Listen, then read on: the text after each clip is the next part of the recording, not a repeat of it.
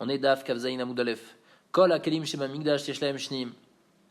Tous les kelim qui se trouvent au Beth Amikdash, ils ont donc des second, troisième de remplacement. Et on avait dit que tous les kelim qui sont au Beth Amikdash, ils ont besoin d'être trempés, sauf le Mizbeach Hazav et le Mizbeach Hanechoshet. Mizbeach Hanechoshet, on ne le trempe pas parce qu'il y a écrit Mizbeach Adama Ta'aseli. Donc il est considéré comme un ustensile en terre, et un ustensile en terre, on n'a pas besoin de le tremper. Mizbeach Hazav, parce qu'il y a écrit Amenora va Mizbechot. Donc il y a écrit Ele Mizbeach. Il couche Mizbechot Zelazé. On fait un cache entre tous les Mizbeach, et entre le Mizbeach Hanechoshet et le Mizbeach Hazav, de la manière que le Mizbeach Hanechoshet ne peut pas devenir tamé, alors le Mizbeach Hazav aussi ne devient pas tamé. Et Chachamim Omrim, on avait dit Chachamim, il disait pourquoi le Mizbeach Hanechoshet, le Mizbeach Hazav, il ne faut pas les tremper. Donc la première raison c'était parce que c'est Adama. Et Chachamim, ils étaient collègues, ils disaient parce que c'est recouvert. Alors la Gemara ne comprend pas. Adraba, Kevan de Metsupin Inumitamu, au contraire, si c'est recouvert, donc c'est-à-dire quoi? C'est-à-dire c'est recouvert et tu vas par rapport à la couverture. Bah, la couverture c'est de l'or, donc ça devrait être tamé. D'après ce qu'on a dit hier, hein, que normalement un keli en bois, il ne devient pas tamé s'il est trop grand, s'il n'est pas déplaçable. Et ici, donc c'est le Mizbeach Hanechoshet, le Mizbeach Hazav, ils étaient trop grands, donc normalement ils ne sont pas déplaçables. Mais malgré tout, comme ils sont couverts, alors on ne va pas les considérer comme un keli en bois, on va les considérer comme un keli en or, et un keli en or, même s'il ne se déplace pas, il devient tamé. Donc comment Chachamim va l'expliquer que c'est Tahor en disant parce que c'est Metsoupé? Au contraire. La Gemara répond Em avec Chachamim et Taminu. Il faut changer. Il faut dire que Chachamim sont Cholkim sur Rabbi Eliezer. Rabbi Eliezer lui dit que c'est Tahor. Chachamim disent non, c'est tamé. Et bien que c'est très grand, malgré tout c'est tamé. Ça peut devenir tamé parce que c'est recouvert d'or ou de cuivre pour le Mizbeach Hanechoshet. Et comme c'est recouvert, alors on va regarder par rapport. Donc on va considérer ça comme un Kli Nechoshet ou comme un Kli Zahav. Et donc même s'il se déplace pas, et ben il peut devenir tamé.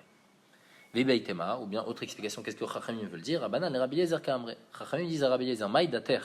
Pourquoi tu as besoin de trouver un pasouk pour dire que le Mizbeach il n'est pas Mekabel Touma? Parce que tu aurais pensé qu'il est oui Mekabel. Comment tu aurais pensé? Parce que Metsupin, il dit non, mais Vatel Batil et Tzipuyan Gabayou.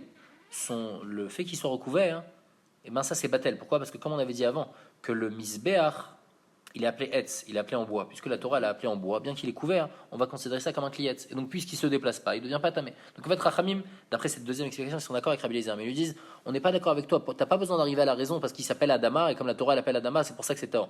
Simplement, comme c'est un kéli en bois et il est trop grand pour être déplacé, et il n'est pas déplacé, donc c'est pour ça qu'il est tort. Donc, ça, c'est les deux explications dans les paroles de Rachamim.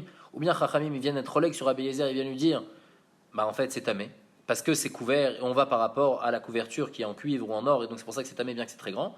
Ou bien, Chachamim ils disent à Rabbi Eliezer, on n'a pas besoin de ta raison, on est d'accord avec toi que c'est Tahor, mais pourquoi c'est Tahor? Parce qu'on regarde on considère ça comme un keli en bois, et comme il ne se déplace pas, alors c'est Tahor.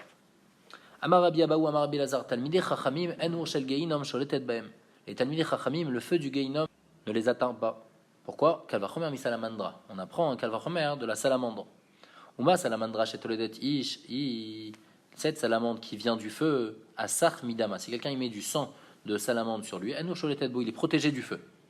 Talmidei Chachamim shekol gufan esh. Les Talmidei Chachamim qui sont tout leur corps, c'est du feu. Comme c'est écrit, allo kodvari ka esh neum Hashem, alachat kama vekama, à plus forte raison qu'eux, ils vont être protégés du feu. Donc la salamandre qui vient du feu, elle protège du feu. Le Talmidei Chacham qui est complètement feu, lui c'est sûr qu'il va être protégé du feu du Gainam. Resh Lakish il dit le feu du Gainam ne peut pas atteindre les fauteurs du peuple juif. Enfin, si déjà le Mizbeach Shen Allah avait là qu'il y avait juste l'épaisseur, donc l'épaisseur de la couverture de l'or, c'était juste l'épaisseur d'une pièce d'or. Et malgré tout, pendant plusieurs années, on a brûlé de la Torah dessus. Et malgré tout, l'or est resté intact. Poché Israël, chez Melein, mitzvot karimon, les pochés Israël, qui bien qu'ils fautent, mais malgré tout, ils ont plein de mitzvot comme la grenade. Comme c'est écrit, Kepel acharimon rakater, altikre rakater, et la rekanim shebach, les gens qui sont vides, c'est-à-dire les fauteurs, malgré tout, ils ont plein, ils sont karimon, ils sont pleins comme la grenade. Alachat kama vekama, à plus forte raison qu'ils vont être protégés du feu du Gainam. Adran alach masachet ragiga, vadra chalan.